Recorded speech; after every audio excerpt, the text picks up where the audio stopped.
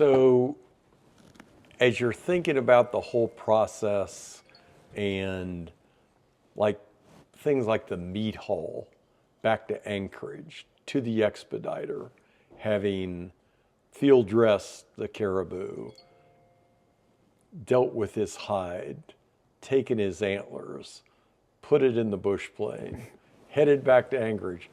Any lessons learned in that process, or any thoughts as you think back on it? Yeah.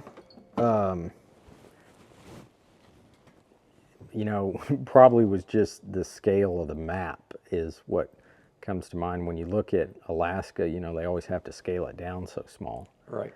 But when you're hopping over like that, that's like flying from southern Idaho to Texas, going from where we were to Anchorage.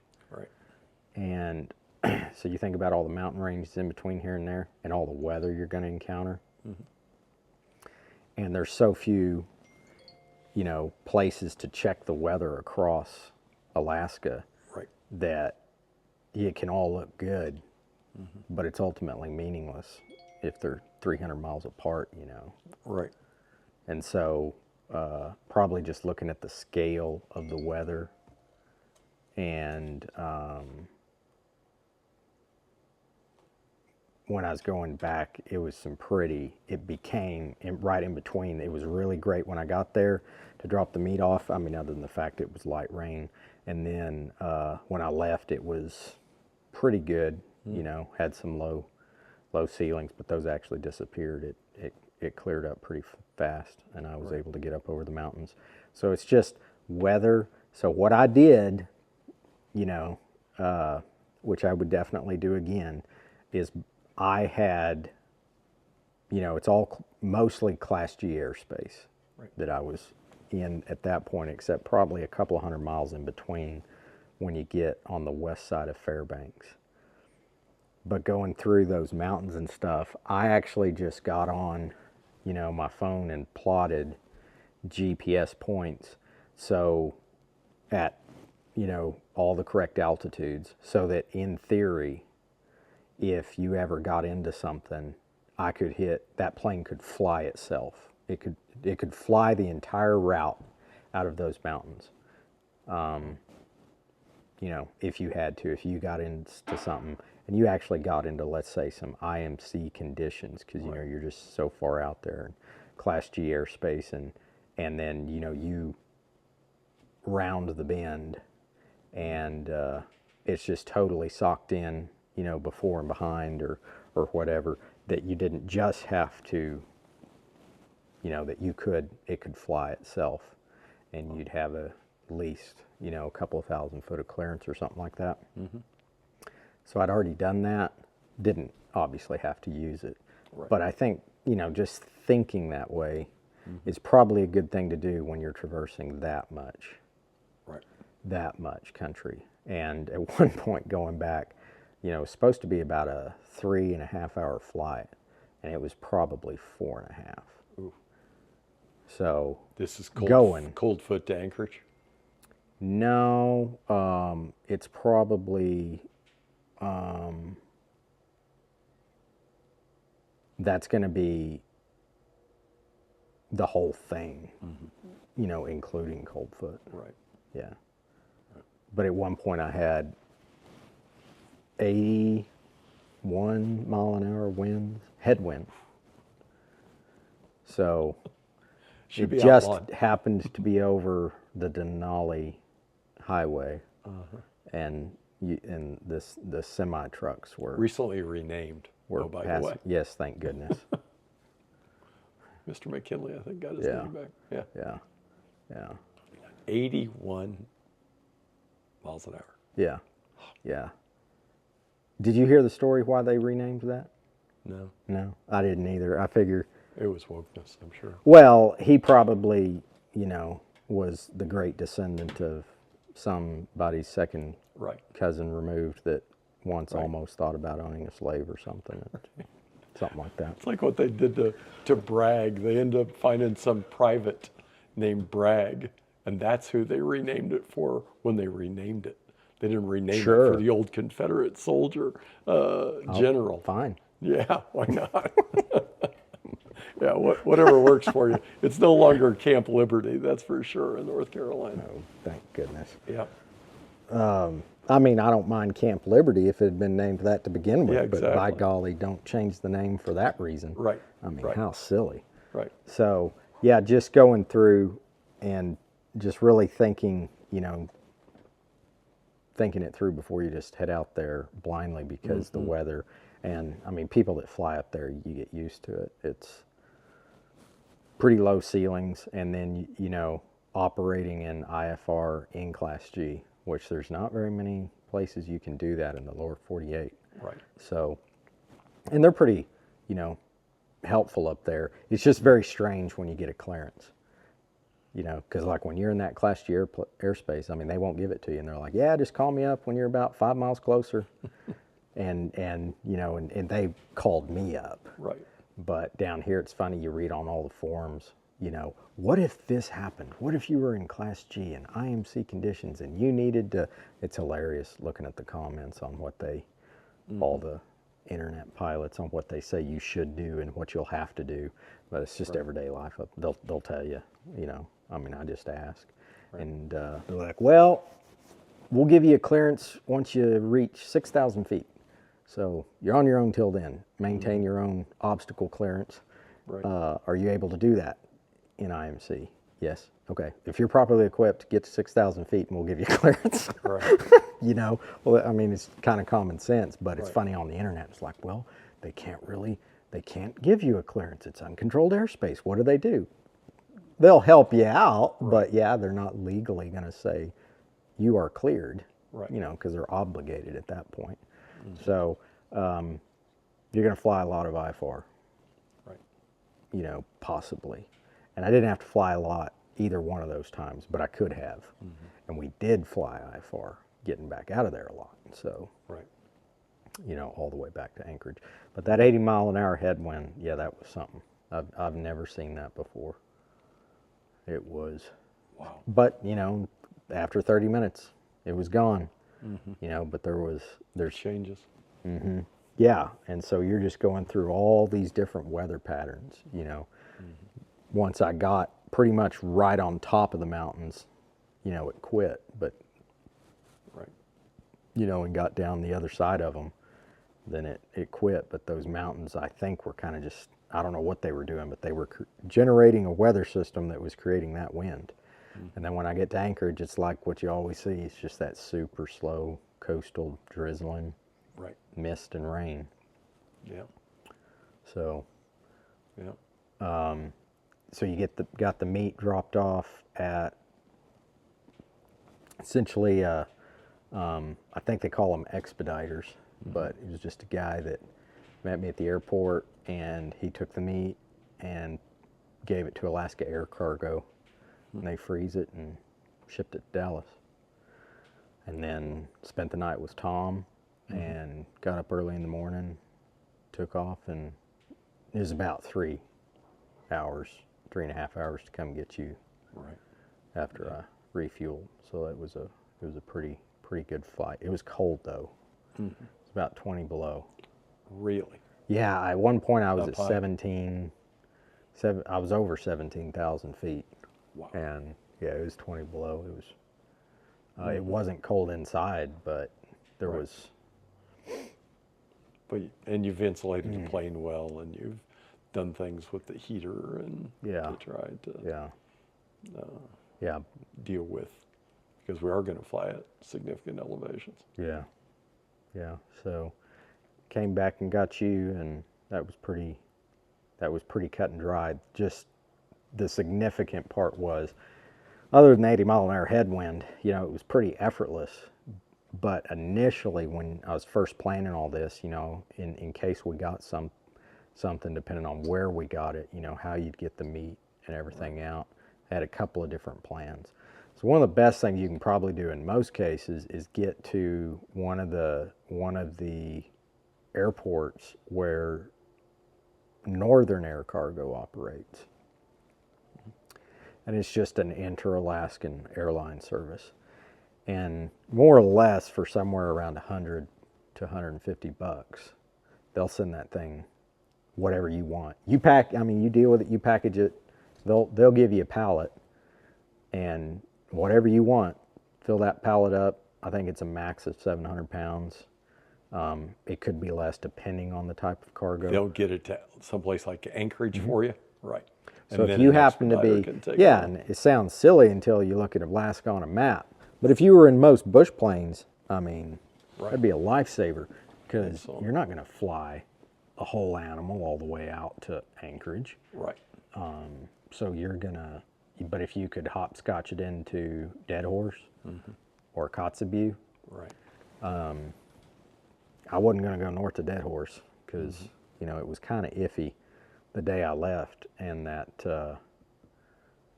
yeah, the weather up there was really bad because it was IFR and below freezing, so that's ice. So, but if you had a clear day and you could have got to Dead Horse, or you could have, of course, I could have gone to Fairbanks, and that would have been the closest, but Right. at that point, Weather. you're going to land, you're going to unload your stuff, interact, deal with Northern Air Cargo, and I just started doing math, and it's just like, Let the expediter handle well, just take it all the way to Anchorage yourself. Right. Don't bother. it. Cut out the middleman. Yeah. So that was definitely the way to do it.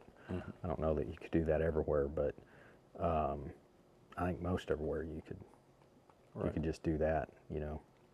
But if the weather didn't allow it, just get to an airport you can. Yeah. Yeah, I remember when you got back and like the next day, just it kind of cleared up a little bit, and just the sheer beauty of looking down on that lake from our campsite, and the mountain behind us and the mountain to the side, and all those trees and caribou still swirling around. It was spectacular. Yeah, there's probably only pike in that lake. You know, I didn't see anything else other than that, but I was kind of curious if there was something else. I mean, for me, you know, pike was good enough, but I'm just amazed in Alaska. You can pretty much point to a body of water and there's fish in it, Right. and nobody knows or can explain how they got there. So, Yeah. Yeah, particularly, I mean, you're that remote. yeah, I mean, yeah, and that wasn't anywhere near any river. I mean, it was way up Was it? high in a saddle, but it was.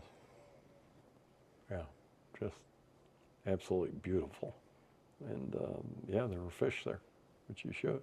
It's pretty cool. Just particularly, you know, what we talked about a little bit last time too.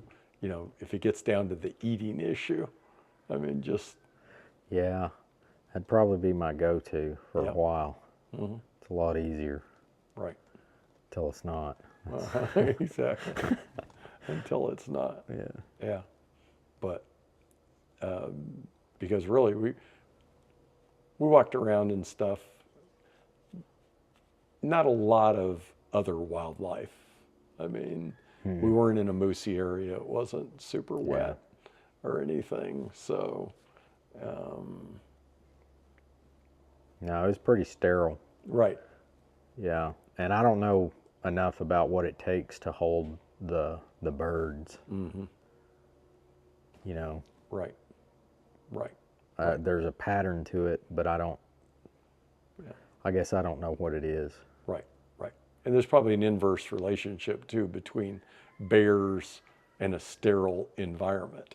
I mean, we weren't seeing a lot of bears, unlike They when you're near a typically- salmon Oh yeah. fishing or something where they're Yeah. everywhere. Yeah, and that also, I think, affects the birds. There's a relationship Bet it between does. the bears and the birds because of the berries. Yeah. So when you're not seeing any bears, any bears, any bears, any bears, and absolutely no sign, yeah, there's probably not much. Few berries included, right? I didn't see any. Yeah, I didn't see there, any. which Yeah, I me was neither. pretty shocked. I mean, we were too late for them, Right. but there wasn't even the bushes. Right, the plants weren't there. Yeah, the plants weren't there Yeah. for them. So, Yeah. Yeah, it was fun to, I mean, fly around and look for ptarmigan and see. Well, saw a lot of them from the airplane. Absolutely. And they are distinctive. Yeah. I know you've hunted them. I haven't. Yeah, but I'm pretty just cool. not sure, why it's up so high. Did you notice? Oh, yeah. We would see them up going through a mountain pass. That's where Right. they would be. Yeah, 2/3 of the way up a mountain. You're like, If not on the right. absolute top of it. Yeah. Yeah, that was unique. And I think a lot of those were the rock and willow ptarmigan. Yeah. Yeah. Well, they're pretty, and if you're paying attention and knew what you were looking for, you could see them. Yeah, as we talked about, it'd be fun to go do a birds and berries trip up there, which, is, that might even entail more photography and stuff. I mean, the just being able to get to some place that most people don't ever get to go, let alone photograph. Yeah. Experience it. Yeah. It's pretty cool. Yeah, but I have a feeling you're going to have to put up with the bears if you really get into them. I would imagine that's And I mean the grizzlies. right. They like sweet stuff too. Well, that time when I was on the western side of the Alaska range and you were seeing a grizzly pretty much any direction you would look a couple of times a day. I mean, they'd be 3-4 miles out there sometimes, but you're going to see one every day, except for when it was raining. There's just ptarmigan absolutely everywhere. But, you would just stepping on blueberries constantly like grapes. Yeah. They just littered the ground, and cranberries and some type of little apple thing that I'm sure I've got misnamed, but it was a lot like a crab apple growing on the ground to me. And I've been told they're poisonous, but I sure ate a whole bunch of them. And then there's I forget what they're called. There's a blackberry, and some people call them that up there, but it's different. And I ate a lot of those too. And those ptarmigan loved them. Wow. But I mean, we're talking just gobs and gobs and gobs and gobs of berries. Wow. And I assume the bears like the berries too, don't Yeah, they? that's what they were doing. Yeah, exactly. They were just everywhere after those. Right. So when the fish are running, or if they're near fish, they're going to be. The ptarmigan's entire intestines and gut and gizzard and even the lining of their body cavity was stained with the berries. That's amazing. And that could be why they tasted the way they did, but it was truly stained. Depending on which ones they were going after. If they were doing the blueberries and maybe it was the mix with some cranberries thrown in, it was a hot fuchsia pink. No kidding. That basically their small intestines would be. Wow. Looked fake, like something out of a lab. Yeah. I mean, it's. And then purple, dark purple, once you got further down. It's You pretty are wild. what you eat. And, like carotene or whatever. Yeah. I mean, it'll turn stuff orange that you wouldn't think could be turned orange. Yeah. I've seen I saw a picture recently on a quail in Texas, and they were just freaking out. And that quail had been eating something that other quail had not been eating. What color was it? Bright orange. Huh. Bright orange. They were trying to figure it out. They were sending it in to be analyzed and dissected and everything. It's just the strangest thing, as opposed to Like a bobwhite? Yeah, it was bobwhite. Yeah, I'll show you a picture of it. Maybe we'll put it on the blog or whatever. Wow. But bright orange. I mean, not quite sockeye salmon, bright orange, but very orange. I know. Yeah, they were sending it to Dale Rollins and all the quail experts and saying, "What in the world is this?" And they're going, "Man, we got to get that analyzed." But it's the same point. You are what you eat, and ptarmigan. Oh yeah. It's not surprising. Yeah, and I guess those bears are supposed yeah. to be not the grizzlies, but the black bears are supposed to be just super yummy. Wow. They call them berry bears. So when I funny. was taking it back into Coldfoot, I landed there, in that little restaurant, and there was a guy working there, and he was doing something at the airport, but he pulled up beside the plane, and he was like, "Hey man, can I give you want to go eat at the restaurant?" And I said, "Well," I said, "I'm kind of hoofing it back. I was just going to go grab some car gas from over there." And he goes, "Well, man, hop in." I mean, I worked for him. He worked for the whole outfit, and I said, "Oh, well, thanks, man." So he gave me a ride back over there. And when we got back, he saw the rack back there, and he was like, "Oh man, where did you get that?" And I told him, and he was like, "Oh, no wonder, because there is nothing around here." Wow. And he said, "What are you doing with it?" And I said, "Well, I'm taking it to Anchorage, and we'll put it on a pallet and send it to Dallas or Denver or something down in the lower 48. And then he was just fascinated because he's a big time hunter. Oh, cool. And so he was asking me about, "Do you think you could get a black bear in that thing?" And I'm like, "Well, if we got this, I'm guessing we could get anything in it." He goes, "Man, I wanted to get one of those berry bears." And they're just black bears in a highly dense blueberry infested area, which is most of Alaska, but they don't like the coast. He didn't care too much for the coastal bears. It's pretty selective when you're starting to eating the decide. fish and stuff like that. That's funny. But yeah, I mean, you hear Steve Ranella talk about it too. Apparently, they're supposed to be. The taste is different. I don't know. Yeah, maybe it is. Maybe Right. it isn't. I mean, it's like you say, it's got to affect something. But he said, "Yeah, I tried, but I couldn't find a berry bear this year, so I'm going to go down into the southeast and shoot one here in a couple of weeks." But I'm not. Yeah, all the way down, basically where we salmon fishing. He was. No kidding. Because he asked me where all I thought we could get to in that plane, and he said, "Well, they were saying yesterday at the restaurant that you'd gone all the way over there near Kotzebue." And I said, yeah, pretty much about 45 minutes away, and came back. And so then he was asking me about the southeast and stuff, because he was going to go down there and shoot one with a bow. But Oh, neat. so yeah, I think you need to find the bears. Shoot one out of the alders? They're not stupid. Huh? Out what, like down in the alders there? No, I don't really think. Well, no. I mean, it'd probably be down near the beach. Right. I think it's too. That's cool. Be pretty.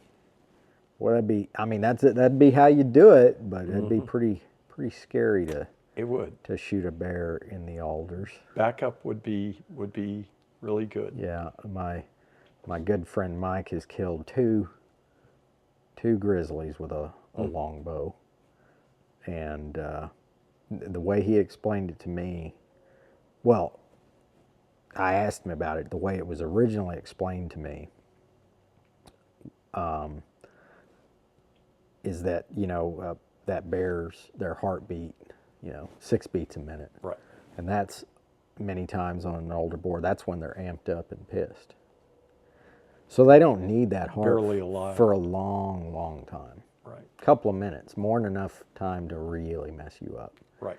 And so the way, if I recall, the way Mike explained it to me was, you don't shoot that thing unless you know that he doesn't know where you're at and that you're there. Exactly. And then you makes sense. slink down into the grass, and you don't make a move while he thrashes heaven and earth trying to figure out what just stuck him. I think one time he told me he turned on a pine tree, and that bear had decided that pine tree 30 yards away is what done him in, and here he came, and he shredded that thing before he fell over dead. Wow. And that's hunting a bear with a bow, grizzly anyway.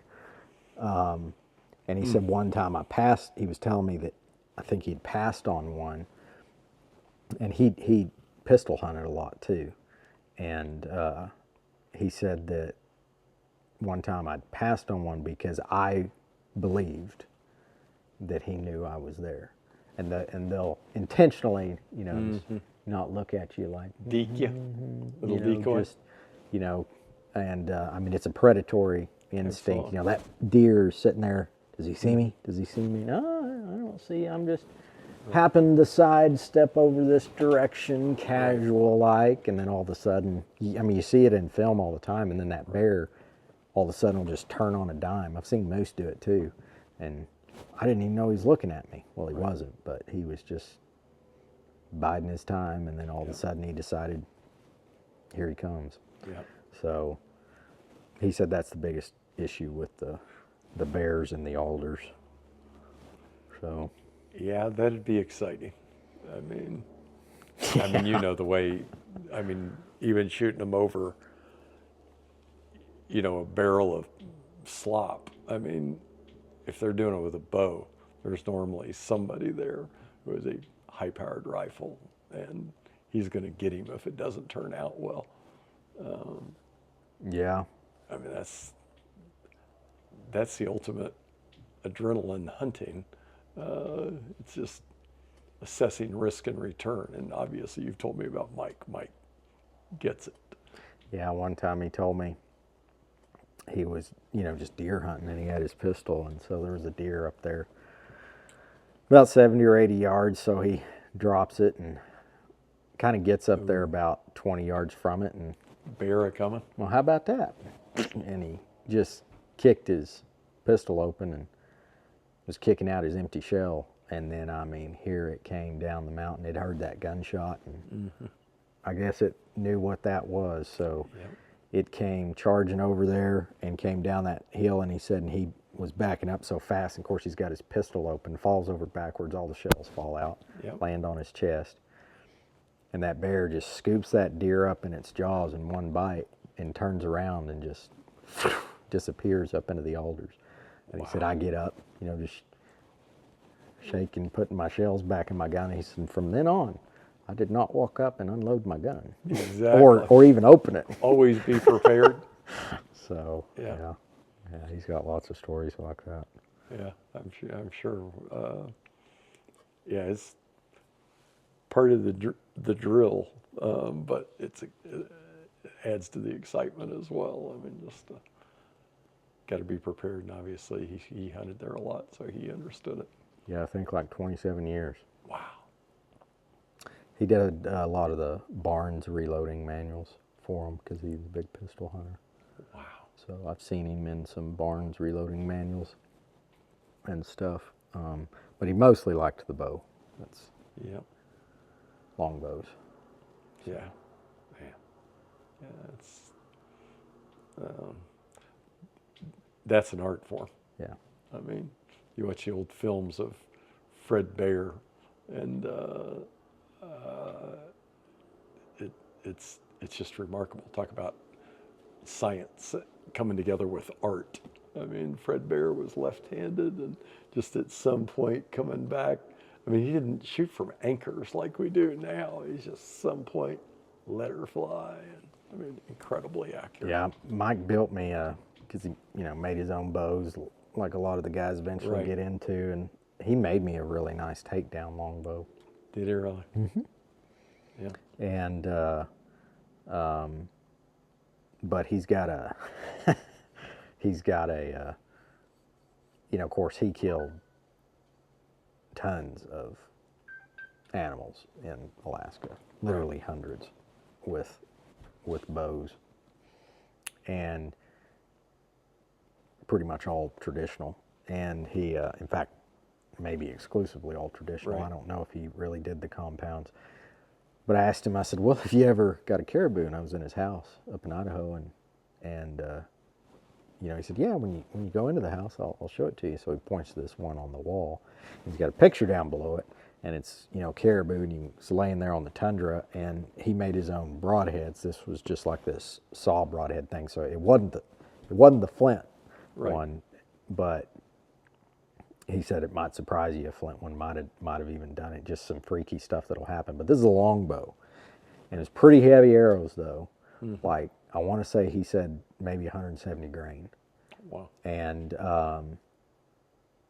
but here's this caribou, and this arrow is broken the skull, and it's coming out, pretty is either left or right eye, and that eye is popped out of the socket, and that broadhead is just sticking right out of that skull. And it was, so that shaft was somewhere down inside that neck. And I said, how did you hit that, or get that kind of a a shot. Right. And he said, well, crazy thing, you know, you talk about penetration, because sometimes at 20 yards and it barely gets the job done. And then Right. this one, he said, was probably about 70. And he said, I'm ashamed to even tell you the story, but if you had been there, he said, I was working on this caribou for the better part of 3 or 4 hours. And he said, and I would get right up to about 50 yards, 40 yards, Wow. and then he'd saunter off, Right. you know, ease his way out. And he said, and after about 3 or 4 hours, I think he said, I've probably covered half a mile or a mile. And he's up there north, Right. you know, along, I'm guessing along the pipeline. And it's archery only, 5 miles either side of that. So I'm Right. sure that's kind of where he was. And it's a nice caribou. And he said, I just kept, and after about 3 or 4 hours, I got up to about, you know, for the sake of the story, I think he said about 40 yards, and he wanted it at 35. He didn't really ever shoot past that, Wow. he said. But he could, of course. Yeah. But he just didn't. I mean, of course, he, you know, hit tennis balls at 70 yards, having fun all the time, but he just, Right. you know, to keep that control and everything, he said 35 yards is where I shot everything. Wow. And so I think he got up to about 40 yards, but I know it was right there where he should have shot, he decided. But you know how we do that, and then you don't, and you're just like, well, why didn't I? Because you just wanted, he just wanted that extra 5 closer. yards, Right. and the caribou wasn't having it. And this time it, I mean, you know, snorted, turned around, quartering mostly away, and he said, I'm ashamed to say it, but I was so pissed. Let it fly. You know, at him, at myself. He said, I just, and he said, I mean, he's sauntering away, and I'm Came in from thinking, behind. that's probably about 70. Wow. And he said, and I knew my hold at that, so I just, and trotting away, and he said that thing slipped in under the back rib, and he, you know, that caribou just had his head out level, trotting away, Went through and that his arrow slipped under the back rib, went all the way up through the neck, and popped out in between the eyes, popped that one eye out of the socket. So he took a picture of it, just laying there like that, and it was mounted right up above it, and he had the That's great. broadhead and everything. Yeah. So, That's why people hunt. If you hunt long enough, unique things will happen. yeah, It's a great story. yeah. Yeah. Yeah. You interested in getting back to Alaska? Mm-hmm. I would agree. Mm-hmm. Yeah.